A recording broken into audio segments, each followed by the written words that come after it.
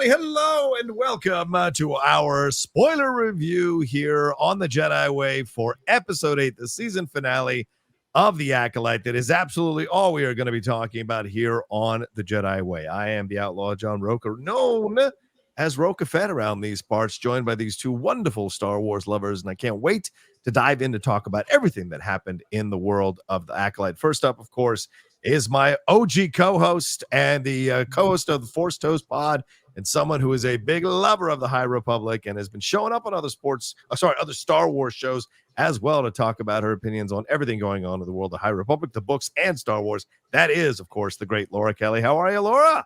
I'm doing amazing. I'm doing much better than the Soul Patrol. I'll say that. We're going to get into spoilers, so I think that's okay to say. But I'm doing well, and I'm just going to preempt whatever Kevin is about to bring up because I know he's about to bring up. I do have it. You can see it on my Spotify.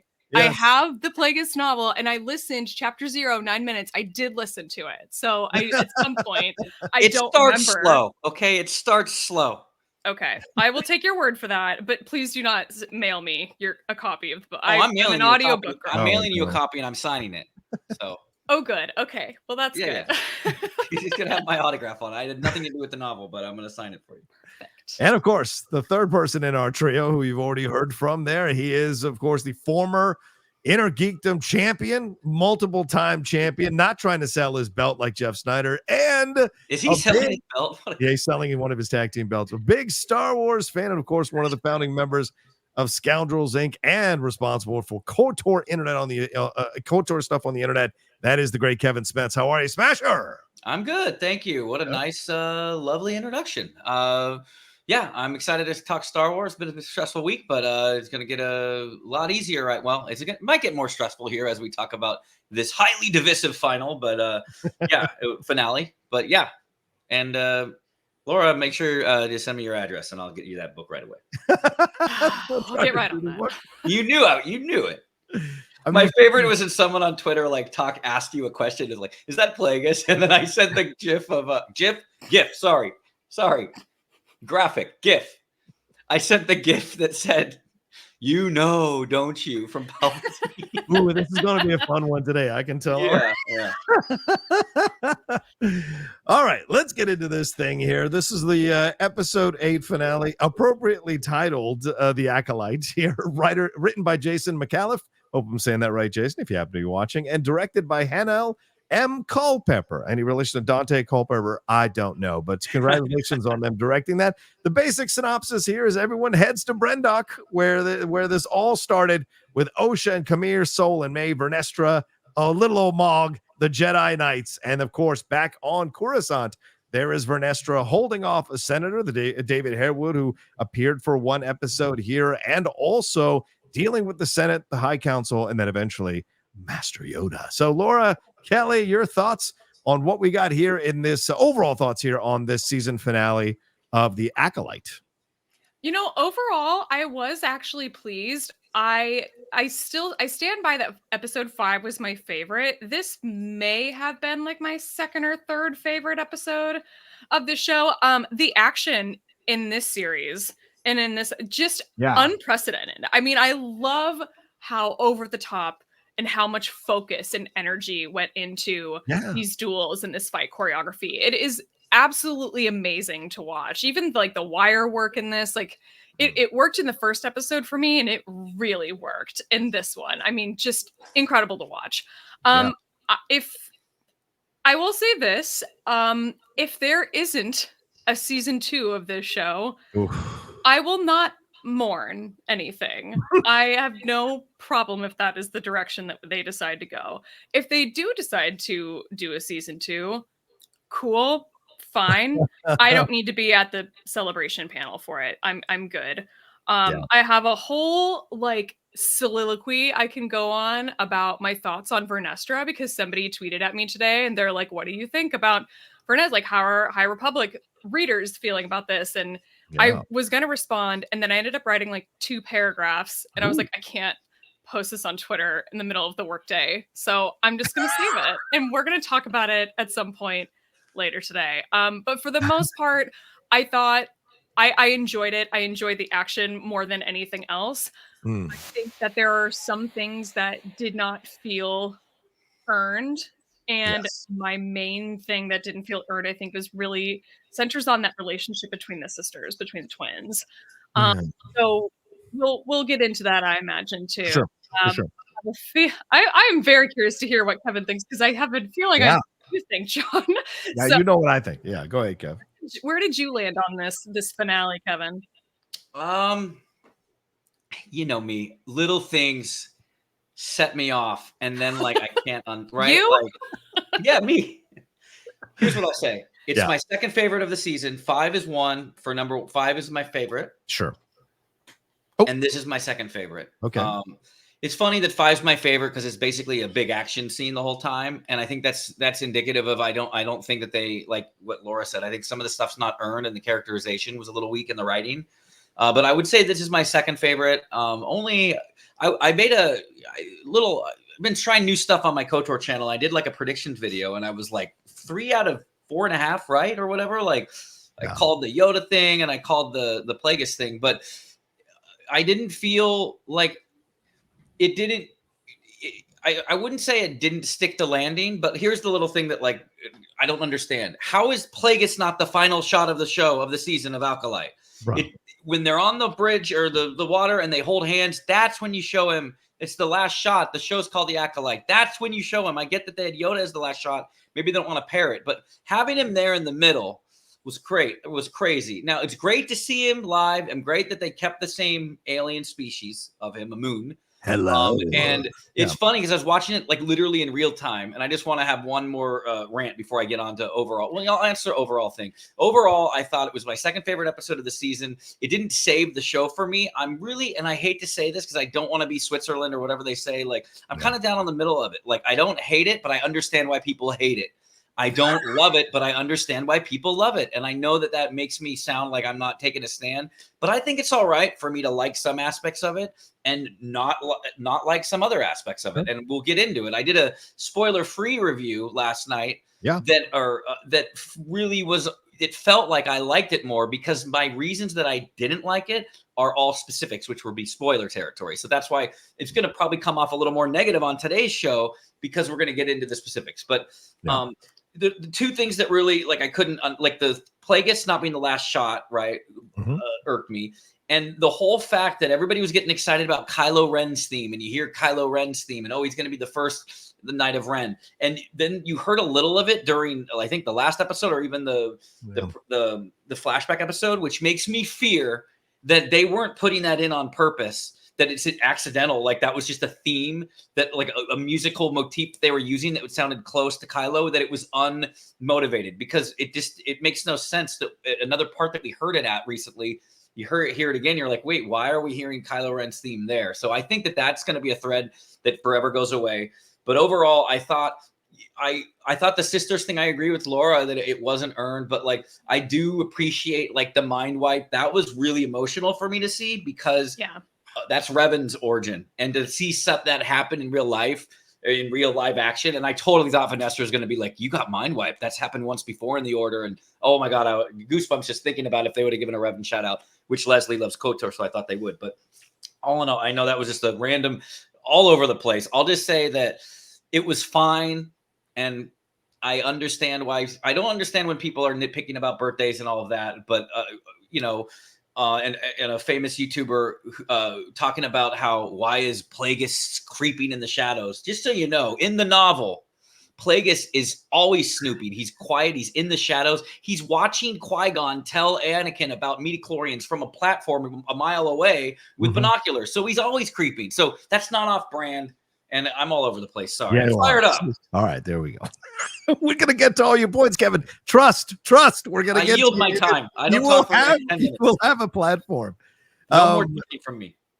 Yeah, because I spent an hour and a half talking about this show last night live on my channel. So I if anybody wants to hear all my full thoughts, this is me handing stuff over to Laura and Kevin to talk about on this particular episode. But I will say this right off the bat: for me, it was disappointing. It was a disappointing finale. And I, you know what? Like Kevin said, I can understand if people liked it. Certainly reading Maggie Lovett's review on Collider, she was glowing all over about it, which I respect. But then I read the Forbes review and they tore it to pieces. And I read some of the Vulture review and it's kind of half and half.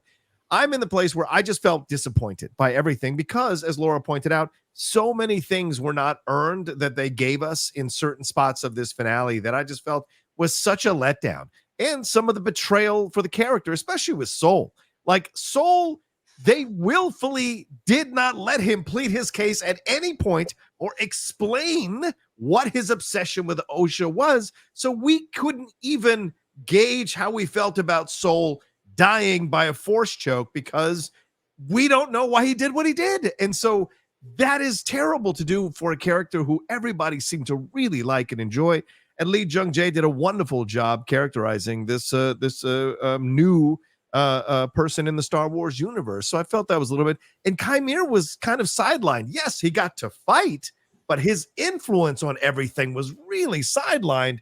All to have this one moment with him and Vernestra going, it was like something out of a terrible martial arts movie when the head goes up, and so it's that moment and you're just like, So to me, there was a lot of disappointment. That being said, the fights were incredible. That was some of the best lightsaber fighting I've ever seen. Whoever choreographed that deserves so much credit. The slow motion moments were so awesome. Of course, evoking some of the best of that great martial arts fighting we had seen, like in Crouching Tiger, Hidden Dragon and other films from the Asian countries. It was fantastic stuff there to get that vibe and that energy.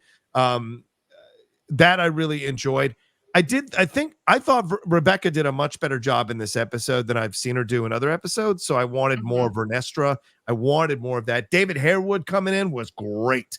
David had that right energy to take the show to a next level. And it made me feel like he should have been in this show the whole time, breathing down Vernestra's neck. That would have been a really fascinating thing to explore. So for me, there was a lot of teases, a lot of things that were hinted at or alluded to, but in the end did not come to fruition in a way that was satisfying.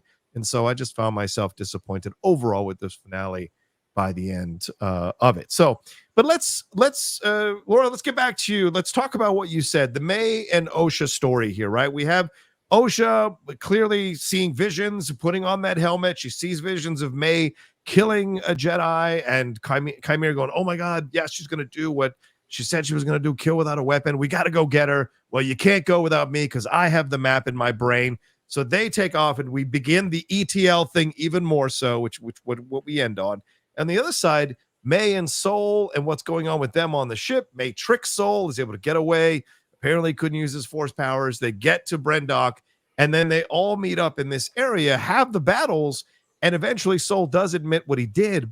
And then we have this reunion of them by the tree. So talk to me about how you felt the storylines for these two went throughout this episode. And as you said, although the payoff maybe wasn't earned, what did you think about what they were trying to get across here overall? Well, I go back to what Leslye Headland had said before this show came out, which is that I think the vibe they were going for was Frozen meets Kill Bill. Kill Bill, that tracks. I see it. Right. The Frozen stuff, I'm like, I feel like that kind of fell away, or like we just didn't spend enough time really honing in on that. Because that's where a lot of this just kind of fell by the wayside for me, because it just didn't feel like their relationship was earned. And I don't know if it was because they didn't spend enough time on screen together, because logistically that's difficult because you've got one actress playing this two characters. But I will say though, Kevin mentioned this, that the moment of the mind wipe, that was really emotional. I think that did actually work really well. I think it worked better for me on my second and third viewing of this episode. It didn't work as well for whatever reason on the first one. I think I needed time to like kind of sit and process, which I feel like that shouldn't be the case. I should get just punched in the face with that emotion on my first viewing, and I kind of didn't.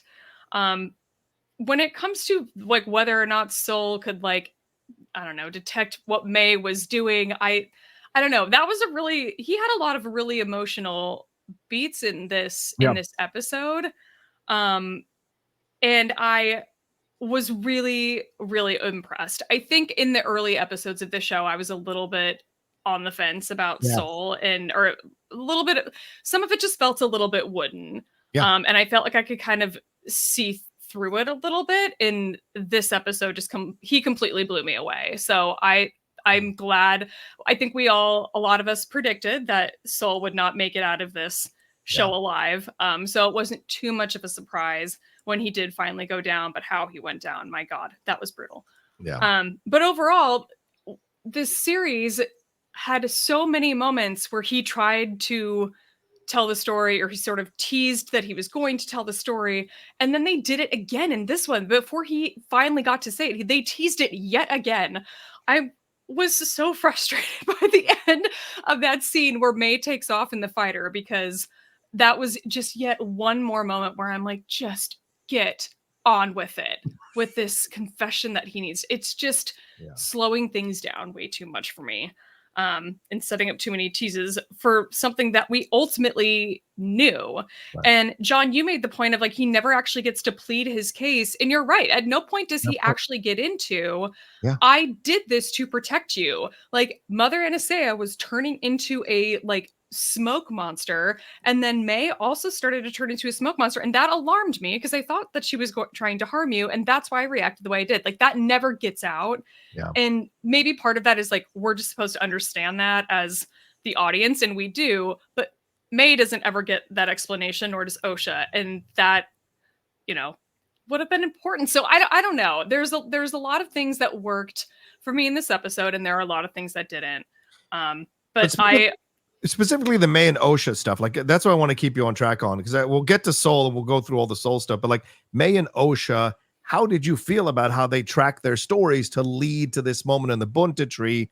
And as you said, the mind wipe effect, and then of course her going to be with Vernestra, and Osha going to be with Qimir. Did you think that the way they plotted throughout this episode to make all this stuff happen, did you buy it? Did you enjoy it? Or did you have issues with how they were making all of this happen and hitting those big emotional beats for both of them as they were heading towards their reunion and their separation? Yes and no. I think Osha I struggled with even more than I have been. And I complained about this before in the show, that so much of her reacting to things is just blank stare. And I get kind of bored watching that after a while. I'm like, I need you to have a bigger reaction to something, literally anything. So the fact that we did get we got something different out of that character in this episode was more satisfying to me. But her turn kind of just didn't really feel earned to me. I'm like, I think back to like this character that we had in episode 1 and all the things that she kind of goes through over the course of these 8 episodes, and the way that it finally turns at the very end of this episode, it felt so sudden. It didn't feel like there was enough build up to it.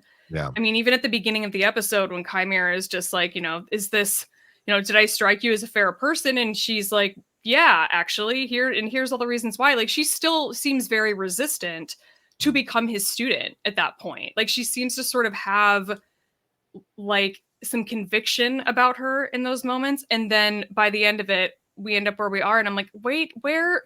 I don't know. So that part of my issue is that didn't quite work. Mae, I thought, actually worked a little bit better, because actually seeing her do the 180 in going from being the sort of dark side user of the two and ending up on maybe the lighter side. I'll be curious to see what you guys think about whether or not she's being truthful at the end, and whether or not this mind wipe actually works.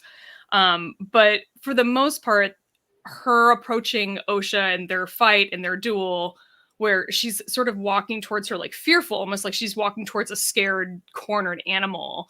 Like that kind of stuff I thought worked much better for Mae than it did with Osha. With Mae or with Osha, it was just all too sudden for me. But I don't know. I'm like, did any of the sister stuff work for you guys, or was all of it a miss?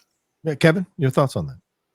I thought, to be honest, in the finale, I thought that she was best. And I thought that the two, like I keep saying the two of them, that's my point, is like there were parts where I keep forgetting this is one actor's playing both. Like, even though they're very similar, and you even told like they're trying to say they're not sisters, they're not clones, they're just like carbon copies or whatever. So I thought that the acting worked for me. one could say that the Anakin turn in episode 3, because back when it was released, it wasn't without you didn't have the Clone Wars and all the slow turns, and Mortis and all that. One could say, wow, he was like the best good guy in the world for the first 20 minutes to slaughtering younglings after he just cut off Mace Windu's hand. So there are arguments that was kind of forced and out of nowhere too. A lot of people back in 2005, even though that was the best loved of the trilogy, a lot of people were like, whoa, that's like, I always thought that they could have done a Clone Wars Apocalypse Now type movie for episode whatever. But to go back to the sisters, I thought that they did, again, she did a good job in the finale. I think is it earned? It worked a little better for me than I thought it would. But I knew there was going to be a double turn. I predicted that, and I'm not trying to I predicted it. Like, I thought there'd be a double turn. Now, this is what's interesting about this double turn is with Mae. Are they going to do? They always said that they're going to pull different things from legends and stuff, and like K2SO is obviously a legacy pull from HK47 from KOTOR, like a assassin droid, funny guy. Are they going to kind of steal the Revan storyline with Mae now and rebuild her in because she said, I need your help finding someone or whatever? What if they start training her and they don't they train her to be a Jedi or whatever, and then when everything comes back, that it's kind of like a similar thing what happens with Revan and KOTOR, where it's like, wait, you guys trained me to be a Jedi, but you didn't tell me about this past. But as I speak about it, I feel like maybe they did tell her about her past because they were telling her about the fire and how she had a sister. So yeah, Vernestra was, yeah. So I don't know. It's funny, they really did leave it with a cliffhanger though. Like, are they expecting a season 2, or if not, are they doing like a movie if it doesn't work? Like, I am curious to know where they go with that. But I did think that the sisters for me in the finale worked, but throughout the whole season, no. Like, again, I think 5 and 8 were the highlights for me, but throughout the rest of the season, it was just kind of like I agree, Laura. A lot of like forlorn stares and stuff like that. It's like, speak, talk. Yeah, it was. I agree. It was a little too much. And listen, I want to make sure I say this, and I'm not trying to offend anybody, but it was a little too much YA, and where like you just have the moment where you're just kind of staring and blinking and whatever, and it's like, I need something. Give me something. And so, yeah, there were so many moments of that with the Mandala that got to be a little bit like that. That can't do the work. You've got to do a little bit more than that. And it felt like her performance was about, well, I'll just keep it as still or as blank as possible, and then people can put their meanings on what I'm doing. And I wonder if that's a safer way to approach what she did here. But yeah, I don't think anything was earned here. I don't think her turn was earned, because look at the beginning, right? And the way it ends is them hugging and crying, and we have never seen this version of their relationship. So for us to buy into them crying and we're sisters again, we've never seen them be sisters that loved each other. They were fighting from the beginning in both episodes on Brendok. We never saw them be like, I love you so much, I love doing things with you. Right? Even when they have to say the saying, it's Mae who's going like, come on, say the saying with me. She's essentially bullying Osha into saying she loves her, right? And so we don't see any of that. And please don't give me, well, they're sisters, they have to love each other. Bullshit. Let me tell you that right now in families. So this thing is like, this thing I was looking at, I was like, you got to give me more than that. And to end it in the way that they ended emotionally, it wasn't earned because we never saw them be this way before. So we can't feel the joy that they've recaptured something that they lost. And so I thought that was an issue for me going through this thing. The Osha and Qimir thing is really frustrating. I agree. Like the fact that he tries to get her, like, you want to train with me? No. Are you sure you don't want to train with me? Come on now. And no. Oh, good. You did it quickly, not like Mae. And then she makes the turn of anger on Brendok simply because Sol says yes, I did kill your mother. Sol has been saying that he's going to tell her the truth for a long time. If that is the truth, then as Osha, who, by the way, was trained by this guy, spent years with this guy, has been reunited with this guy, you think she's not going to be like, hey, what happened? Tell me what happened, beat by beat. I want to know why you felt the need to kill my mother. She's just going to flip over and be totally angry. And this is not the Osha that we have seen throughout the whole episode, through season. We have not seen her be angry and emotional and lose her shit. She's a mechanic who was quite happy being a grease monkey and doing her thing. You know what I'm saying? Fixing things is what they call like a mechanic. And so she was happy doing her thing. So to think that she would come back and do this, I thought was really odd of a choice. And on the Mae side of things, I did think the Mae thing was a little bit better. I thought that was stronger in what she was doing with Soul. Did I buy that she could escape and Soul couldn't stop the doors from closing with his force power? No, I didn't really buy that. But you had to get them on the planet, and you had to get them separated on the planet. So well, that's why you have that tracker. Do we have any explanation of why the tracker decided to sabotage? That's another thing. Yeah, why did Bazil all of a sudden decide this? And why didn't Soul do something afterwards after they landed? Like, what did you do that for? You know, there was him. Yeah, you punt him, dude. You punt him through the uprights. Yeah, it was just weird. But I mean, look, their scene together in the room I thought was good. From, of course, in Mandela doing both sides, and their fight I thought was well choreographed. But Mae being able to disarm Soul was so unbelievable in that. I mean, he just handled a master and took care of two lightsabers and the dude at the same time. And you're going to tell me she's going to be able to do a flip move and take the lightsaber away from him? It's just these little things they were asking you to believe that are just not believable in the moment because they're trying to get to a story beat. And that's where I felt it was a bit frustrating with Mae and Osha. And they should have done much more work building that relationship up, taking us into that relationship. Why does Mae miss Osha so much? What's happened here? What is it between them?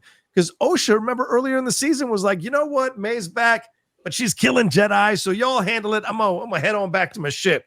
Best of luck to you guys. So it wasn't like, oh my God, I want her back in my life, you know? And so it just felt, as Laura said, just felt unearned in a number of spots. And I thought it was a bit of a letdown in that way. So, all right, but let's move on to the Soul situation. Kevin, your thoughts on how Soul was handled in this? Do you agree that the sentiment that Laura and I were saying that like he didn't get a chance to explain himself, didn't get a chance to pitch himself? And do you like the way they handled him to his death here? Force choke from Osha. Poor Soul. Poor Soul. I have a friend. His name is Tyler, and he texted me after watching the finale, and he was like, "Why is every Jedi on the Acolyte like janky Jedi?" Like, and he was like Timu Jedi, which Timu is a website where you get like really poorly built electronics that knockoff. And I'm not saying that Soul is, but like, because he had some great duels with Qimir, but man, you're right. Like he gets disarmed so quickly, and he just won't speak up and try to save himself, and then he just gets like choked out and dies that way. And poor guy.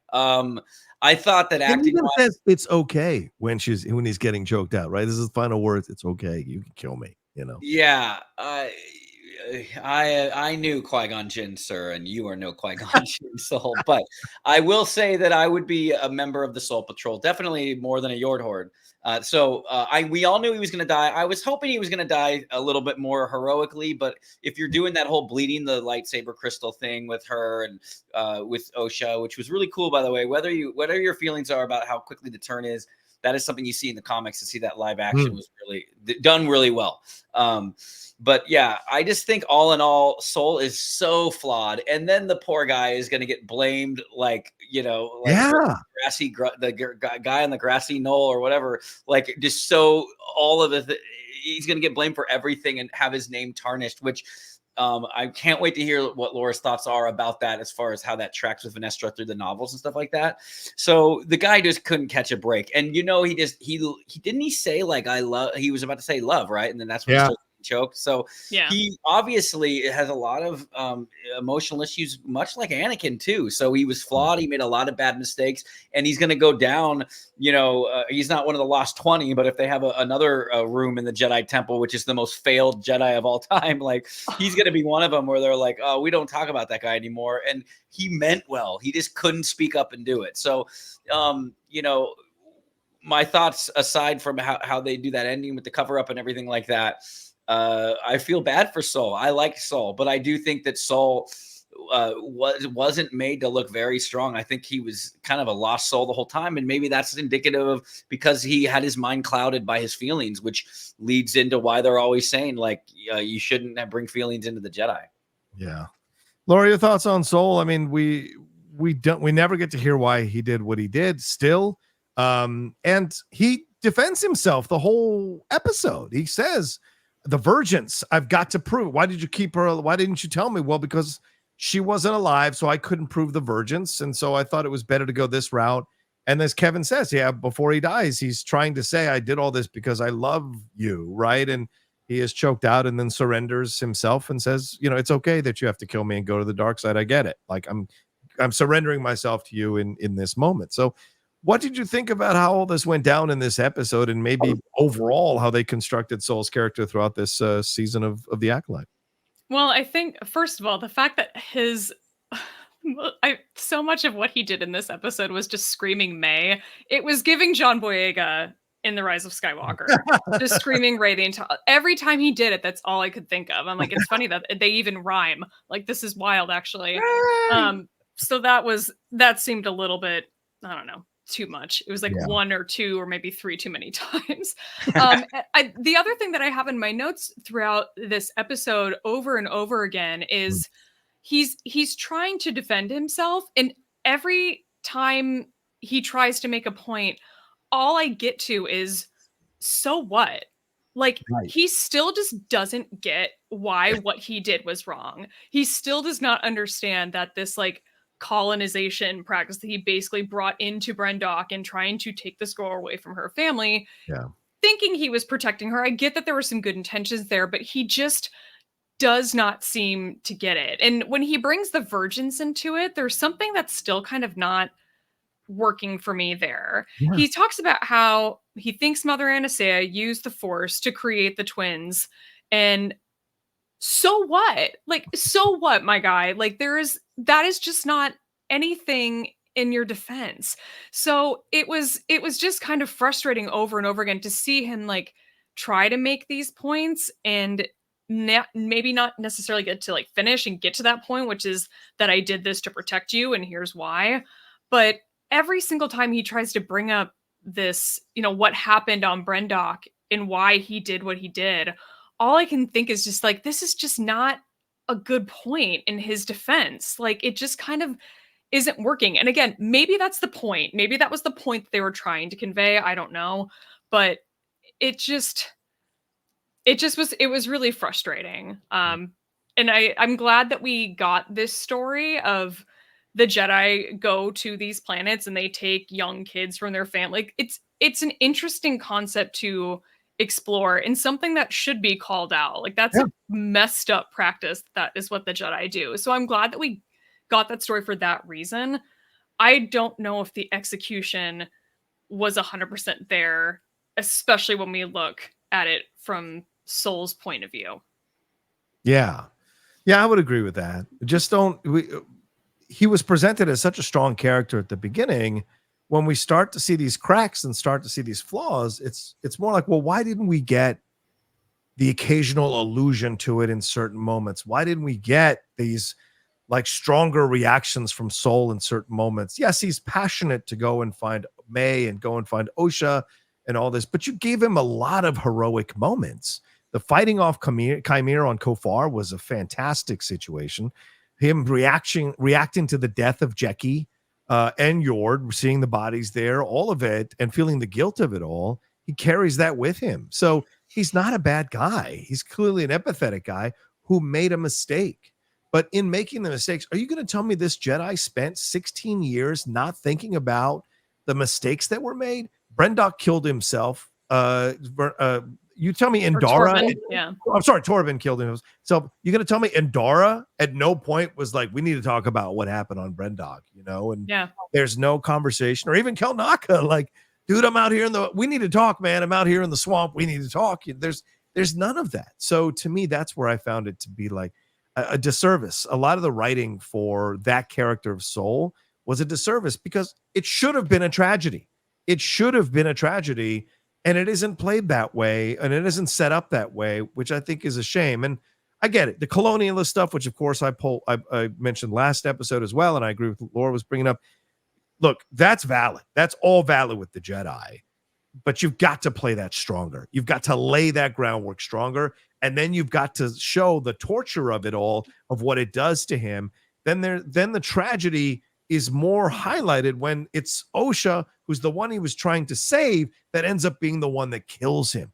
Like there's an irony of saving your killer from their certain death at 9 years old, who comes back to kill you 16 years later. So if there's something that could have really been explored. And so when that moment happens, we just go, oh my God, that should have been a really powerful tragedy that we carry with us. But in the end, it didn't really work. And I thought Lee Jung-jae, as you said, Laura, I agree with you completely. At the beginning, a bit stilted. You can clearly see that he's having trouble putting the emotion with the English language because he had to learn it to be on the show.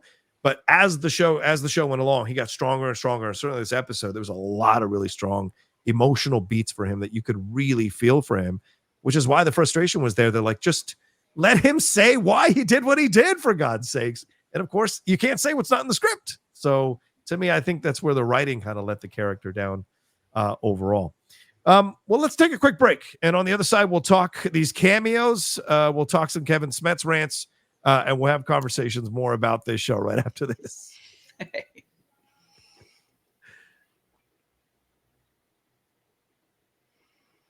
All right. For those of you new to the review, that's where I sometimes put the commercials when we do the podcast version of the show. All right. So let's deal with Vernestra. Laura Kelly, interesting path she was on here. We see her talking with that senator that David Harewood is playing. Clearly, she is trying to minimize the situation, what's going on. She's a little frustrated about what's going on because she knows Soul's involved in some way. Remember, she's the one that was trying to keep him from going to these places, but he insisted on doing it. Now she's got to clean up the mess a little bit. We don't know how much she knows about what went down on Brendok. We don't know, but she's clearly trying to make sure that this news doesn't get out to the larger council and what have you in the Jedi. But her back and forth, clearly there's an issue she has with him. And eventually she says, get on out of my room by opening the doors there. So we know they're after the Jedi and council oversight in essence in that situation. But then she goes to Brendok with Moog and the Jedi Knights there. All of that goes down. She senses Qimir. She comes up on Soul's body and we see her analyze that. Apparently she has no problem with Qimir just looking over and watching her, because she can totally sense him there.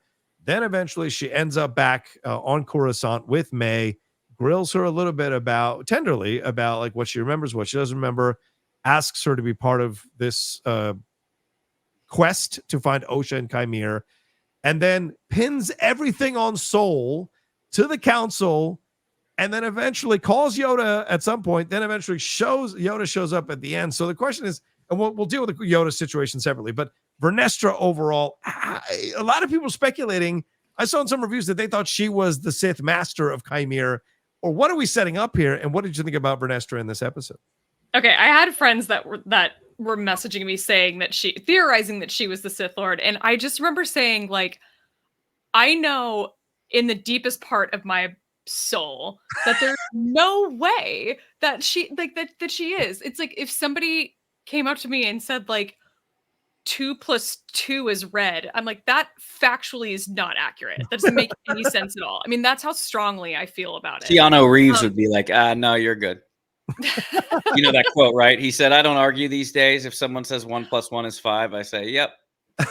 That's fair, honestly. And he's probably in a better place than the rest of us with it. So Yeah. when it comes to Vernestra, this Senator Rayancourt, whatever his name is, I thought that this was such an interesting character. John, you made the point that he should have been in the entire show. I 100% agree. Yeah. Especially since the portrayal of Vernestra is not something that I've been super keen on up until this episode. I agree that it was better, but she could have used, I think, a scene partner maybe that would have pushed her a little bit more. It would have been just a little bit more interesting. And on that note, I'll get off of this really quickly, but there's a point that they make a couple of times about Vernestra's hyperspace visions or whatever. And I just don't understand the point of bringing it up. I'm like, why mention it at all? Because it doesn't go anywhere in this first season at all. If you're gonna mention it, show us. Don't say it, show us. Or make it have some purpose. Because so far, it's just been pointless, and I find that really frustrating. Rayancourt tells her that he thinks the Jedi are a massive system of unchecked power, posing as a religion. I mean, not totally wrong. Right. There's a lot of the things in what he says, there's a lot of truth. The problem with his assessment, I think, in defense of the Jedi, is that they are living in peacetime. If this galaxy was at war, like they were with the Nihil, and I maintain that that was a war, despite the show's opening crawl thinking it wasn't, then like he and the rest of the senators would be singing a different tune. Like they'd be coming to the Jedi for help at every turn. Like you just happen to be in peacetime, and that's why we have time to like tackle whatever you think the issue is here.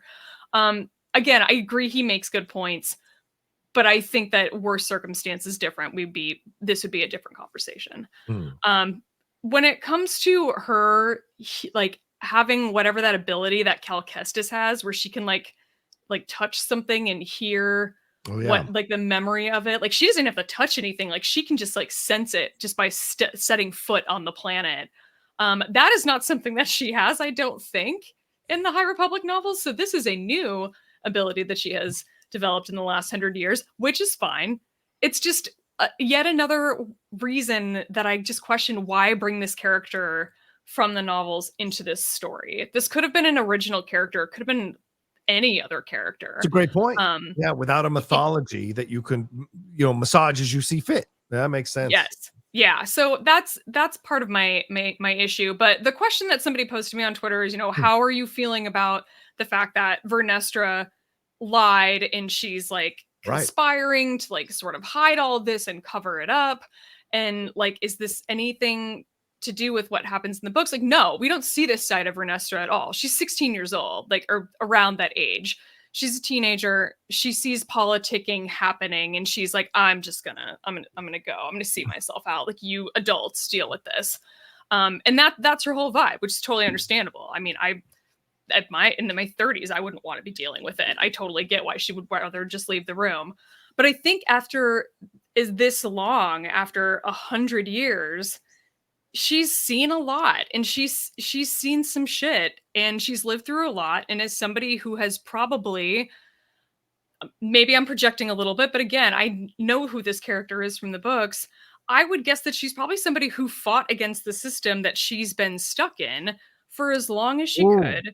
And eventually it wore her down. It's the same way that Americans and much of the world, we are stuck in like a capitalist hellscape fueled by a two-party system that no longer works. There's very little that we can do as individuals on a grand scale to fix it besides seek the lesser of two evils. Now, Vernestra threw Sol under the bus in this episode because, one, he did some fucked up shit on Brendok 16 years ago. 100% agree. Yeah. And I think maybe she sees this as like the lesser of two evils in her mind. Like she's covering her ass in this moment. And I think she's trying genuinely to do right by Mae, just as Sol was trying, and Nindara even were trying to do right by Osha. And she's trying to prevent further tragedy by bringing in potentially neutralizing Qimir, if we get to that in a different part. So I think it's easy enough for us to all agree like what Senator Raincourt is saying. He makes some really good points and saying that the Republic should conduct some sort of audit of the Jedi Order. But I do think those are a little bit more nuanced than that. And maybe we'll get into that in season 2 if there is one. Yeah, it's a weird thing, Kevin, because she essentially at the end does exactly what Sol did, which is to cover up and lie and then blame someone else for the death of the people in the incident, right? Just like Sol blamed Mae for the fire and still blamed Mae on the ship for the fire and the death of all those people. He still adamantly blamed Mae. In essence, Vernestra is walking down the same path here and might even be roping in YODA to assist in the cover-up, which I think would be very surprising. But like, what did you think about how Vernestra was laid out here in this episode and handled throughout the season? I wonder if that senator is what spurred her to do it. Like the senator was like getting on the case of the Jedi, right? Earlier in the episode. Right. He's like, oh my God, they're going to hear all of this. They're going to hammer down on us. And that's the end of, and especially if Laura's talking about how she wants to fight the system and now she fears the Senate, it would be like, the Senate's trying to come down on her and this would make it worse. So if they could just pin it on one guy and be like, well, it's just an isolated incident, but we've taken care of it. He's been killed. He looks like he killed himself. We're all good now. The rest of us are good. I think that perhaps that might have been her motivation as to why to do it, even if it might seem a little out of character for her. From anyone reading the books, I don't know if it's out of character for her, but I'm just saying that might be a reason why she was doing that, which maybe is not really the morals of a Jedi code, but she's trying to save the Jedi code. Yeah. I'm interested into what is it that she requested to see Yoda, or did Yoda request to see her? Because one thing, Yoda was sensing Anakin killing Tusken Raiders across the galaxy from the comfort of his place. How is he not sensing all of this stuff going on? Unless he's in on it from the beginning, right? He's going to know all this stuff, or maybe he's going to bring her in and be like, sense your lies and betrayal. I have this, so. Because he is so powerful, he's hearing he feels the deaths of Order 66 on Kashyyyk, right? So is he feeling all of this? So I'm curious where we're gonna go with him if there's another season. Is like, how much did he really know? He's got to know all of it. He's like the most powerful, feeling it, and no one's hiding it that well. The Sith hide well because they're using the shroud of the dark side. That's why it clouds everything. But like Soul's not using the dark side here, and like all this stuff was happening. So curious where they go with that. So for Vernestra, I think I give her a pass because I think that was the lesser of two evils, and I think it's poetic that she's trying to save Mae the same way that Soul's trying to save Osha. I like that. Yeah, maybe even redeeming Mae by saving her through the same tactics that Soul buried her.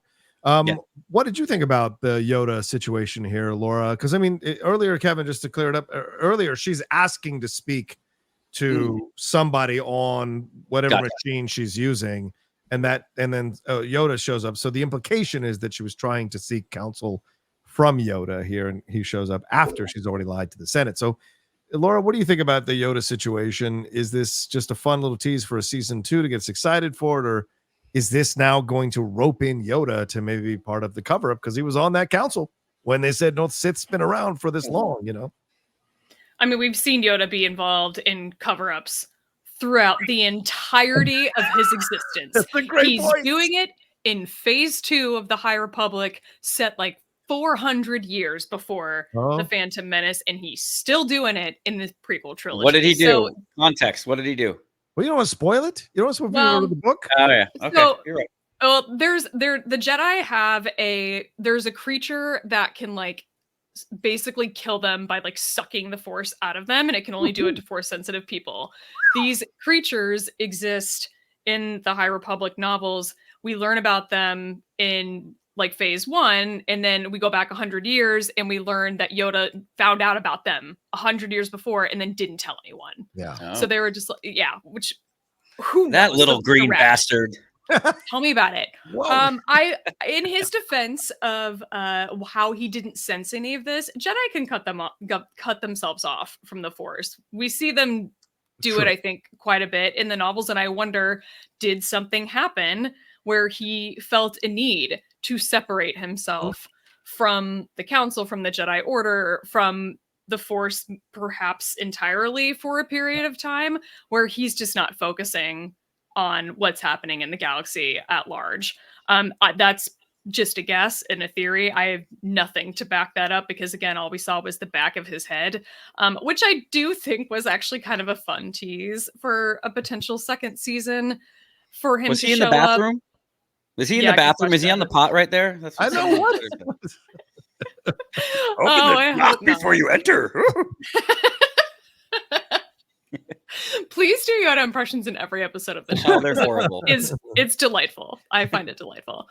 Yeah, for the most part, I thought it was kind of cool to see him show up. And I say that as somebody who I am often upset by Yoda in his actions and his decisions. And I find him to be very frustrating.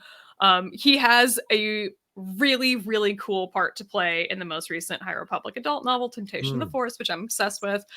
He's got an amazing part in that book, which redeemed him slightly in my mind. Beyond that, I find Yoda infuriating. Because of things like this, because of these cover-ups that he's been engaged in. So it'll be really interesting if they do bring him into season 2 and actually have a conversation with Vernestra about this, how this actually plays out and what advice he gives. Yeah, good point. As Mark Ellis said, though, let's give Yoda some credit. He was like 800 years old and never had a single complaint secretaries or anyone at the Jedi Council. He was a model working citizen in the Jedi Temple. It's because he Fair enough. No Me Too issues with Yoda. because he mind wiped everybody, for God's sakes. Apparently, Calling him apparently like that's the Cosby thing. now at this point. Put the pills in the people. All right, here let's move on to this cameo, Kevin. This is your favorite cameo of the episode here. Oh man. Darth Plagueis and his little hands. I saw people call this guy, was it Chris Hansen in Catch a Predator? Darth Gollum. There was a lot of comments about this situation. I got to say right off the bat, I thought this was the worst way to introduce Darth Plagueis into live action. This is a massive character. You want to introduce that character in a massive way, not in what's around the corner kind of thing. It just felt odd to me. But Kevin, if you feel differently, please feel free to speak. Yeah. Well, in the Plagueis novel, he does a lot of that. He does a lot of observing. He does a lot. He's very he's a creeper, right? He's terrified of Anakin when he first hears of Anakin, and he's so curious about Anakin. Now, obviously, now it's legend. It's not canon anymore. It's my headcanon. But even in the novel, he's like I said, he's watching Qui-Gon tell Anakin about the midichlorians, and he's always sneaking.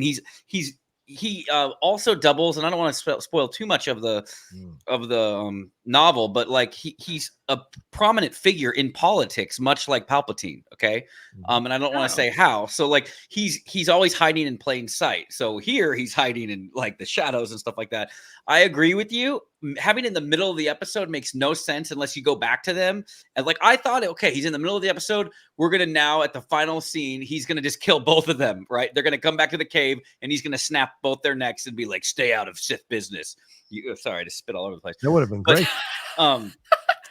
So I think the way to do it would have been like I've been preaching all season long on this show, was like that him to snuff out Kyram, like you idiot, you almost blew our cover, and maybe let Osha live. And Osha's freaked out, like this is your new master now after you just got like friends with this guy and holding hands and stuff.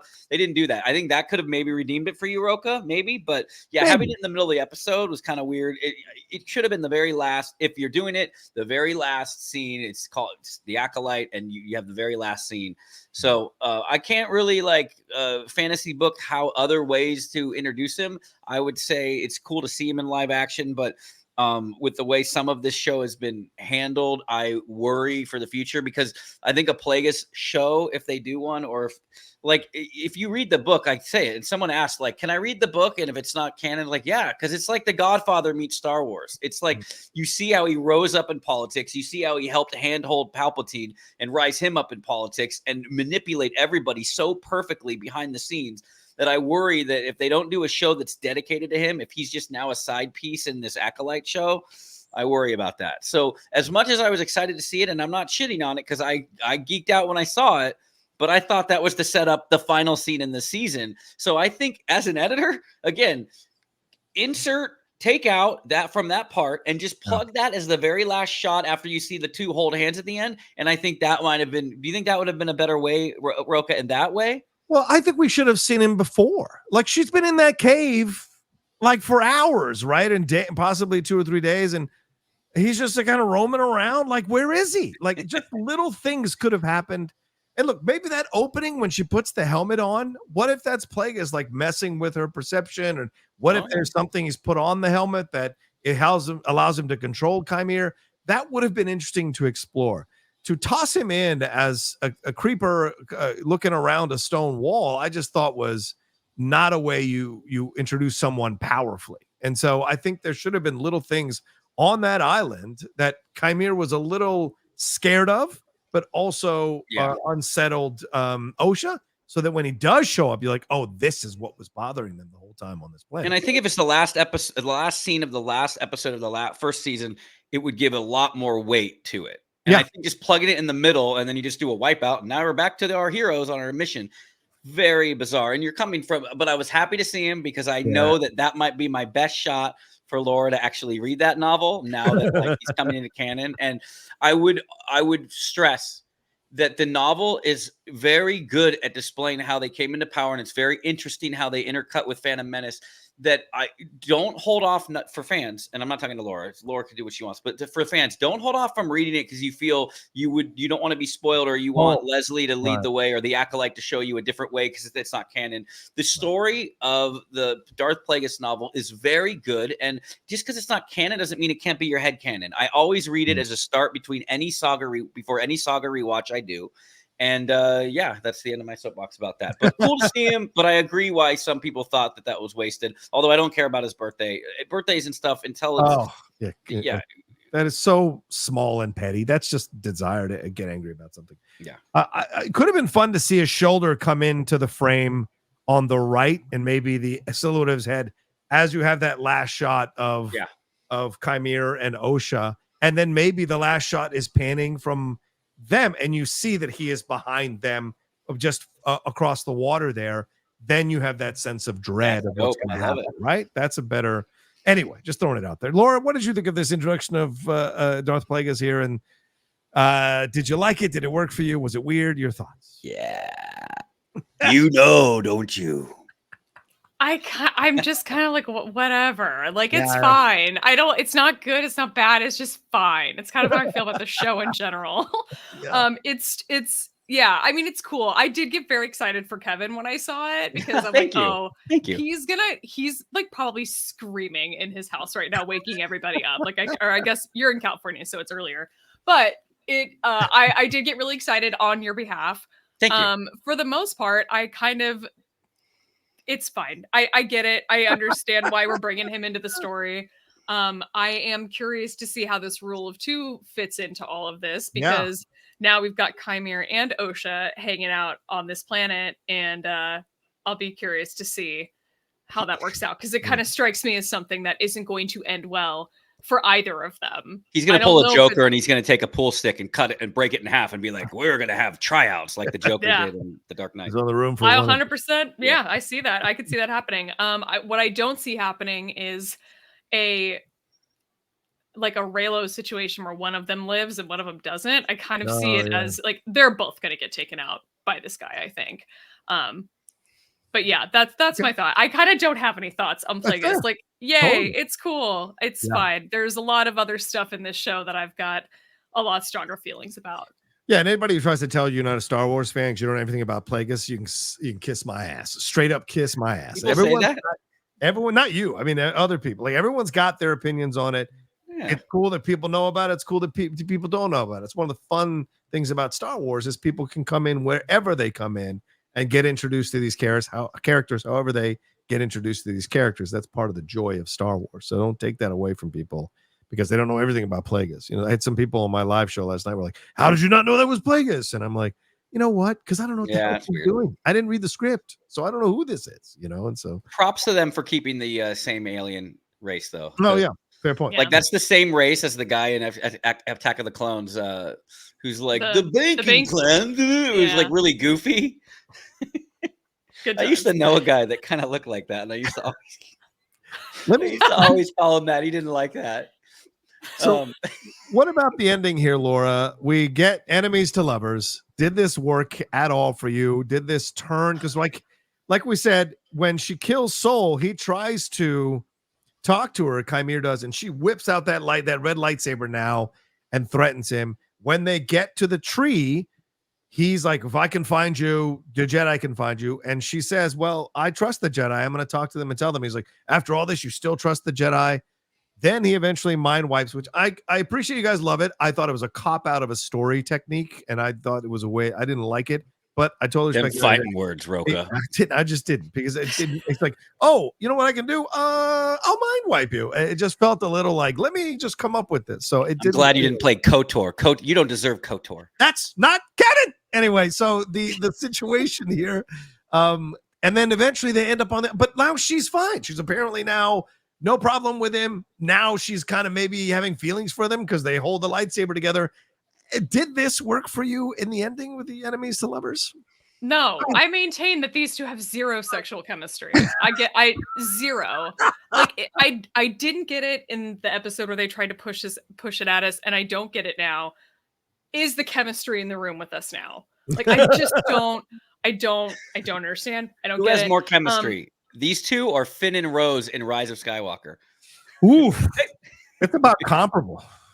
That's like not even fair because Rose isn't even in that movie, like at all. It's like it's I know, I actually felt kind really of bad about sad. that. Yeah. I think that it's interesting wording that they say that Qimir, he says, I can attempt to wipe Mae's memory, remove every trace of Oh, right. humanity Yeah. from it. I'm Attempts. like, Good point. I don't know if he's got full faith in his own capabilities to do Yeah. that. So I question if that actually worked and if Mae is actually being truthful at the very end, or if she's just kind of messing with Vernestra to see how far she can get with this Yeah. ruse. The let's see. Osha says that she can't lose Mae again. And Right. Mae's like, you won't. Osha is going to, let's see. Osha's going to get to do what she was meant to do. She's like, I won't stop you this time. Right. Stop her from what? Yeah. Like becoming a Jedi? That's clearly that's not what they're about to go do. I'm fairly certain of it, that they're not about to go do Jedi training.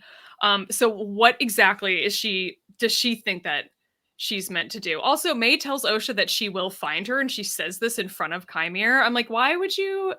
I feel like that's dangerous for you to try and find each other, and for you to say that that is what you're going to do in front of Qimir, who wants Osha as his acolyte or as his apprentice. Right. So I just am kind of questioning where we're going to go with all of this, but no, I do.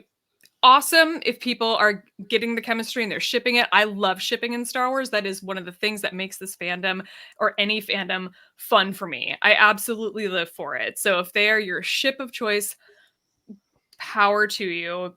Didn't work for me. What did someone say? They say chime Osha? I can't remember what the Oshir. Maybe it's Oshir. I don't know what the combination of those Oh, two is. Oshmir. Oshmir, that's it. Oshmir. Yeah. I'm wearing Oshmir actually right now. Oh, So boy. hey, what are they gonna do? By the way, Wait, you gotta answer the if I question. kill everybody Okay. if I kill a couple people in a crazy panic and then I just claim that I don't remember anything, I mean, isn't Mae like gonna go to jail after all that? She's still She killed two Master Jedi. That's a great point, Kevin. Yeah, like she should be going to jail, right? Well, she can't because they blamed it on Soul.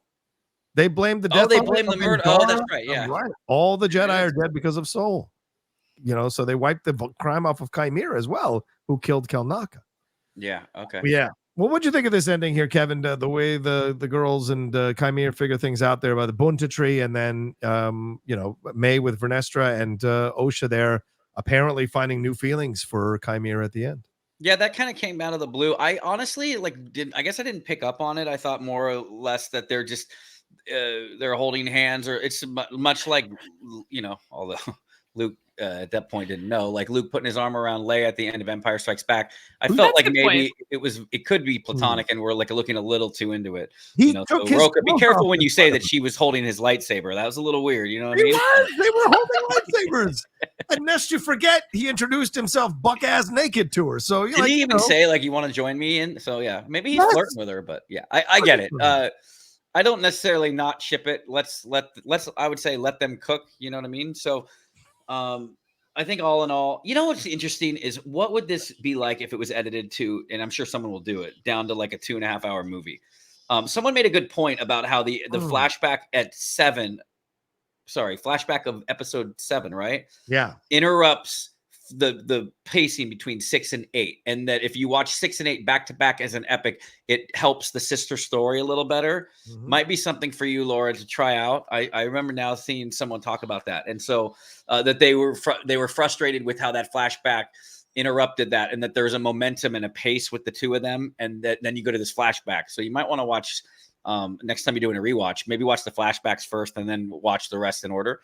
But I think that they're teasing a lot for not knowing if there's going to be another season. Now that Disney Plus called it a season finale, so it looks like they're going to go season 2 eventually. But I didn't really hate that they were holding hands. But again, for me, I picked up on it as just like, hey, we're going to go through this together. This is kind of a big deal, but I'm glad you're with me, and I'm glad, because.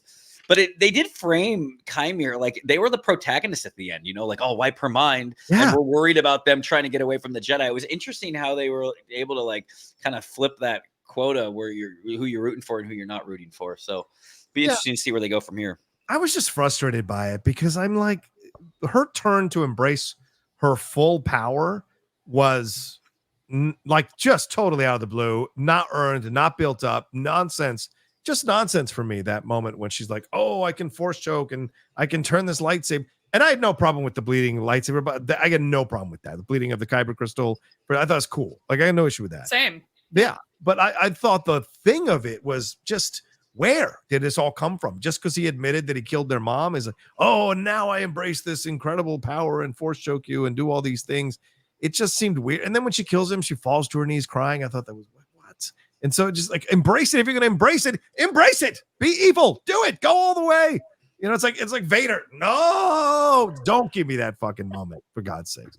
So it's just remember like the first episode where she couldn't use the force at all, where she was trying to get Pip and like force pull him to her and she couldn't do it at all. And now she's full on force choking. I mean, it went 0 to 60 and nothing. Yeah, Laura, you're right. Because people don't get fooled, people. The show's been on for 8 weeks, but this show, chronologically, the show itself, the events have happened over a few days, not weeks. It's been days. And so there's the frustrating, because we pick up right where the helmet left off at the end of episode 6. We're picking right back up on the same day. So that's the thing. And then at the end, to me, the relationship, them coming in, I just didn't buy it at all. I didn't buy their chemistry. I didn't buy the connection. And it's frustrating because it means that Yord and Jecki died, so these two could be together and she could give two shits about the deaths of Yord and Jecki. And that frustrates me. No, Yord was kind of annoying. She was probably maybe Jecki, but Yord. They knew each other a long time. I'm just saying, these are these moments you're like, you get a little frustrated by it all with the way it ended. So let's give this episode a credit, though. It's the first time you ever heard the famous "May the Force be with you" said with such utter sarcasm and like shit. Yeah. Like, have you ever oh, how do you say it? May the Force be with you. Like, I thought that was great. I thought that was like, you've heard it. Like, I love the Force be with. May the Force be with you. It was that Holdo says with Leia at the in The Last Jedi when they separate, when she's like, I know, or you say it, I say it, you say it. That was kind of cute. But this was like, so like just dripping in like sarcasm and like lack of respect. I thought that was funny. Yeah. Props to that. I thought there was one more thing I wanted to bring, but Kevin threw me off now with this. Well, that's what I do. That's my job. No, I love you. I'm on the bottom of the screen. I'm just old and I forget things now. But anything? Okay, fine. I'll just say, because last episode we missed talking about Anasea getting inside of Torben's mind. I don't want us to miss any big scene or big moment or the hell moment. Did you guys have an issue with that? I saw some people upset at that. I saw some people defending that when she said, I'll see you in hell, Jedi. Did you guys have an issue with it? It did strike me as weird. Look, I know Han Solo said it back in the early 1980s, but this is not that time anymore. So this is a much more fleshed out universe. Does hell still exist? Oh, Kevin's having an issue. I'm here. I'm still here. The battery on my phone. So your thoughts, Laura, on this? Did it bother you at all? Was it weird? Do you buy the rationalization that because Solo said it, I think in Empire, then it's a valid line to have in the Star Wars universe now? I mean, I don't know if I buy it or think that has validity.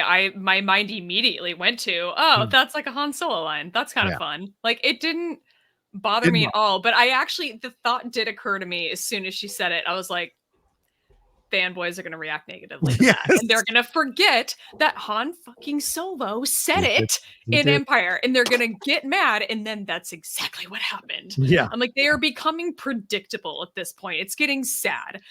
They use the word shit in Andor. So I don't know what leg anyone has to stand on if we're complaining about this. If people loved Andor and I thought it worked there too, to be honest, and I didn't have a problem with it.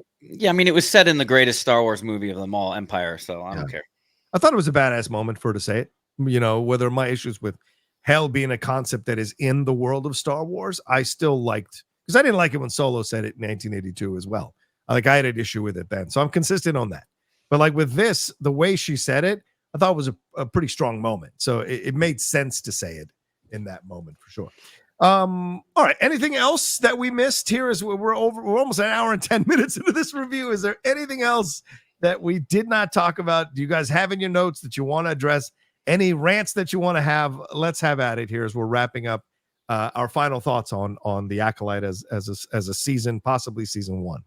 Not a rant, but I did want to point out that I haven't touched on music a ton in this season, and it has just mostly because it hasn't really jumped out to me.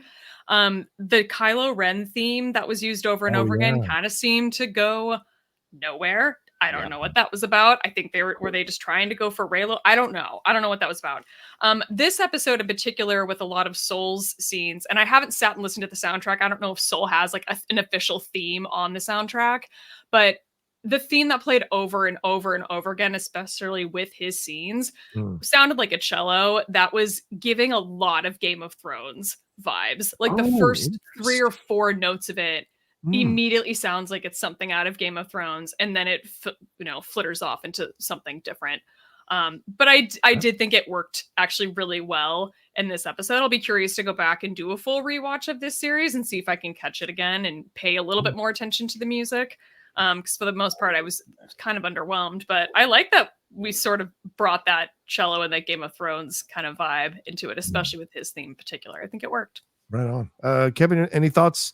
Any final thoughts on this? Two things. The music, the Kylo Ren theme, like not appearing again, it makes me fear that they were just like throwing that in there, without. Because there's a couple little notes that kind of get near there, and I'm like, maybe that's just their dark side theme, and they accidentally, it kind of sounds like Kylo Ren. So hopefully not. But I did think that the music in the first episode, I was so excited because it did feel like prequel music. I'm like, wow, they're capturing the era of it. But you never heard the Force theme once, and I guess the Force theme is for.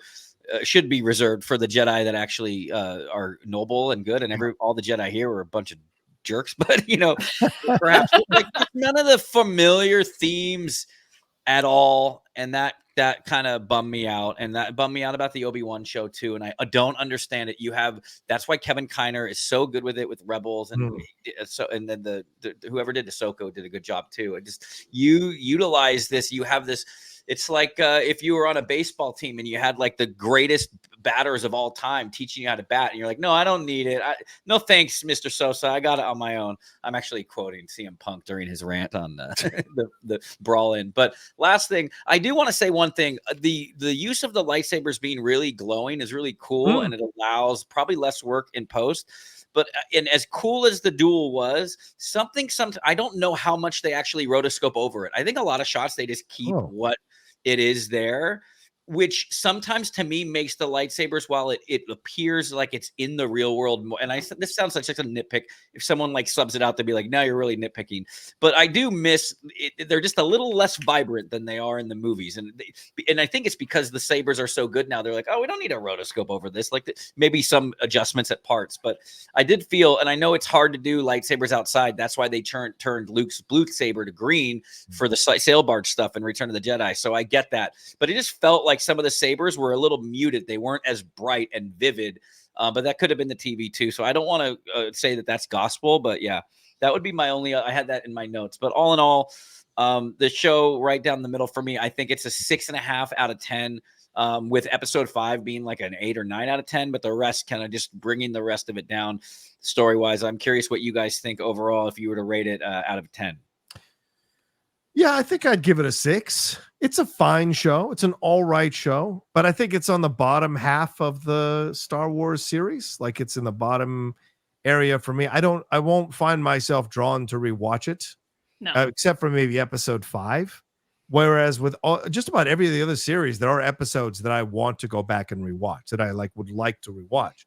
I don't find that way. I had to force myself to rewatch this episode a couple times for this review and later on for another review that I'm doing. So I found myself in that situation. So that's what I feel like. And mostly because I felt like there was a lot of wasted property here and characters that were presented that were really just means to an end, as opposed to fleshed out, really lived in characters.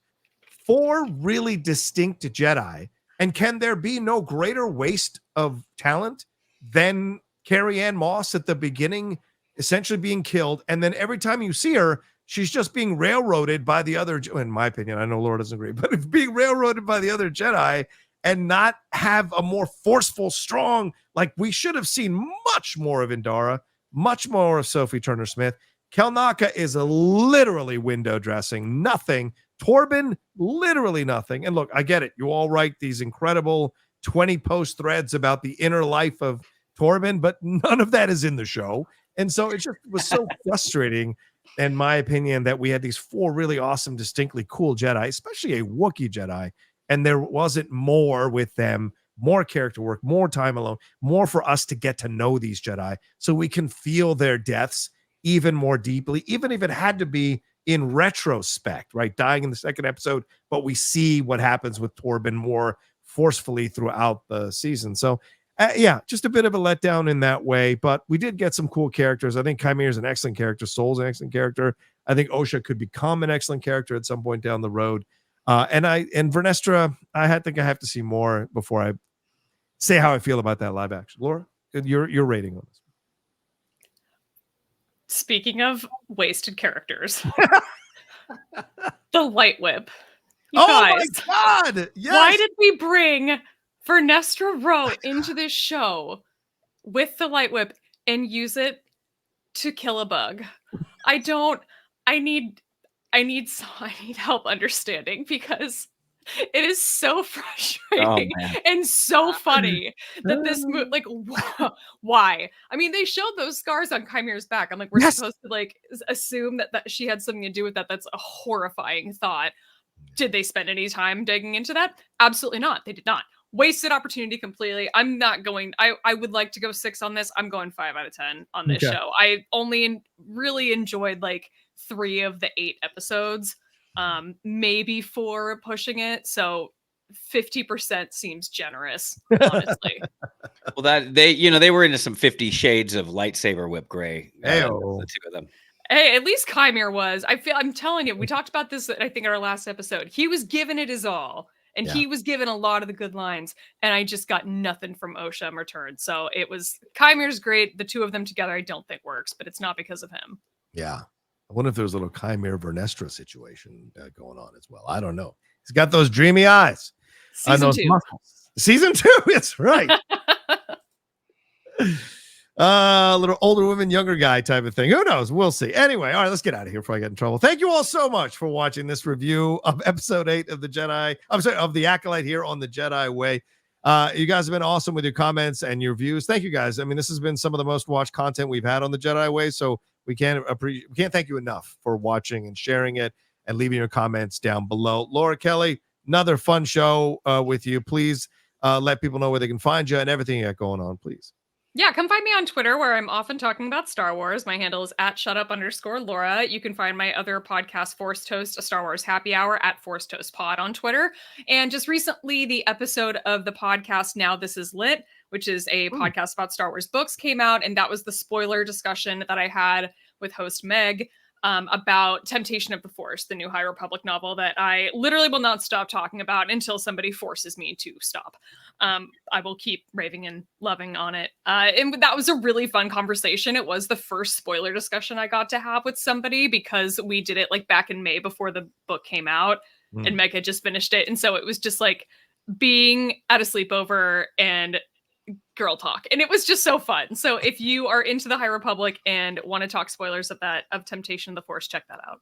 There you go. Of course, unless Qimir mind wipes you, you're going to keep talking about it. So Kevin, you're another fun show, brother man, and everyone is so happy to see you back. Everyone's been sending you wonderful positive thoughts, brother man, so it's great to have you back on. And of course, you are a member of Scoundrels Inc. as well, and the KOTOR stuff. So please let people know where they can find you and all your content. Well, I'm going to use my time to realize I never realized until now that your Twitter handle is a riff on The Rock Says. Yeah.